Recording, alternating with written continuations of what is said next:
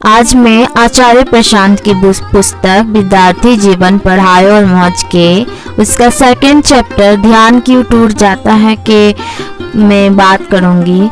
मैंने इस किताब से कुछ नोट्स बनाए हैं अपना, तो मैं उसे कहना चाहूँगी यहीं पर। ध्यान के लिए 2 शर्तें हैं।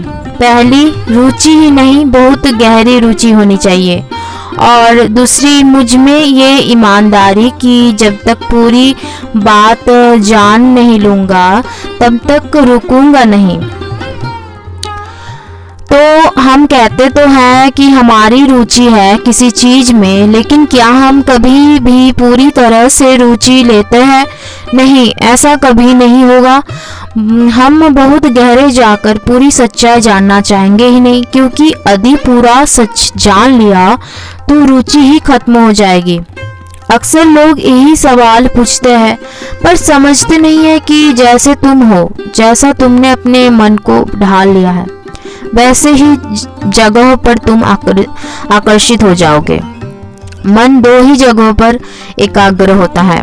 पहला, जहाँ उसको बड़ा सुख मिल रहा हो, और दूसरा, जहाँ से उसे बड़ा दुख की आशंका हो।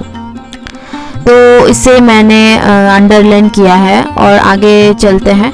तो तुम यदि एकाग्र नहीं हो पाते हो तो इसका कारण यह है कि तुमने अपना मन एक प्रकार से संस्कारित कर रखा है, और ऐसा करने में तुम्हारा एक प्रकार का स्वार्थ है, और तुम उससे मुक्त भी नहीं होना चाहते। तुम एकाग्रता की बात कर रहे हो। यदि मैं यहाँ पर एक बड़ा सा चित्रों का संग्रह लगा दूं, जिसमें 40-50 अलग अलग तरह के चित्र हो, तो तुम देखना कि तुम ऐसे किसी चित्र पर एकाग्र होना शुरू कर दोगे जो तुम्हें भाता है, जो तुम्हें सुख दे रहा है। बाकी सब तुम्हें दिखाई नहीं देंगे। जैसा तुमने अपने मन की संरचना कर रखी है, उसी प्रकार से तुम यहाँ पर आकर्षित हो जाओगे। जैसे तुम्हारी एकाग्रता वैसे ही बनेगी। जो तुम्हारी गहरी से गहरी इच्छा है, तुम उसी बात पर एकाग्र होना शुरू कर देते हो। अब जब सेमेस्टर भर तुम्हारी इच्छा नहीं रही है पढ़ाई करने की, तो तुम सेमेस्टर के अंत में कैसे खुद को एकाग्र कर लोगे? सेमेस्टर भर तुम्हें इस बात से कोई प्रयोजन नहीं रहा, पर परीक्षा आई है तो तुम चाहते हो कि इस किताब पर एकाग्र हो जाओ। ये हो कैसे सकता है? तुम जब भी एकाग्रता का सवाल आए, पहले अपने आप से वही जा रहा है जहाँ उसे जाना चाहिए। तुम कोशिश करने की तुम जाओगे नहीं, मन ठीक वही जा रहा है। भंडार रख दिया जाए चीजों का, तो फिर मन ठीक वही जाएगा जहाँ उसे जाना चाहिए। तुम्हें एकाग्र होने की जरूरत नहीं पड़ेगी। इंटरनेट पर कोई वेबसाइट होती है और तुम्हें जो चाहिए तुम ढूंढ निकालते हो, क्योंकि जैसी तुम्हारी कंडीशनिंग वैसी तुम्हारी एकाग्रता। तो अपनी कंडीशनिंग पर ध्यान दो कि वो कैसी है और वो लगातार क्या मांगती रहती है, और ये एक लंबी प्रक्रिया है। तुम्हें अपने आप को देखना पड़ेगा कि सुबह से लेकर शाम तक तुम क्या करते हो, क्योंकि अंततः वही तुम्हारी एकाग्रता बन जाती है, क्योंकि वही तुम्हारा मन बन जाता है।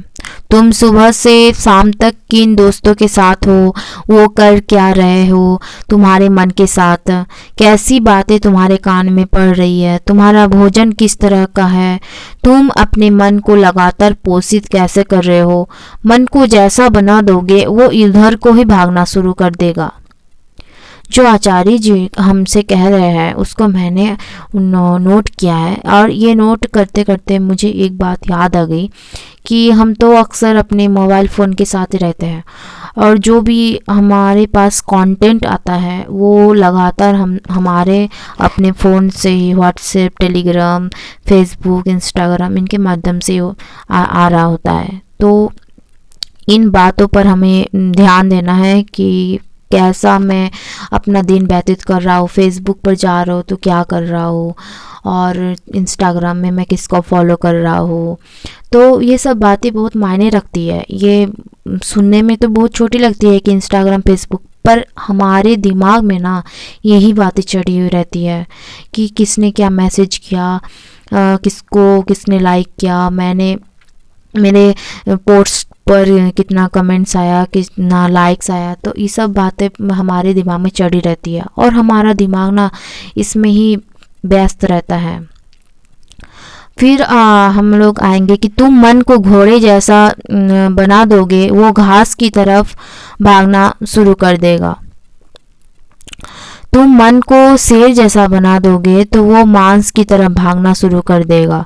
तुम मन को बिल्कुल साफ करके शीशा जैसा बना दोगे तो तुम उसमें सब कुछ साफ साफ दिखाई देगा, कोई धोखेबाजी नहीं रह जाएगी। सही बात है, सारे मामले सीधे रह जाएंगे। तुम मन को लगातार दबाए रखोगे तो वो हमेशा मनोरंजन की तरह आकर्षित होगा। तुम्हारी एकाग्रता हमेशा इस पर रहेगी कि कहीं से मनोरंजन मिल जाएगी।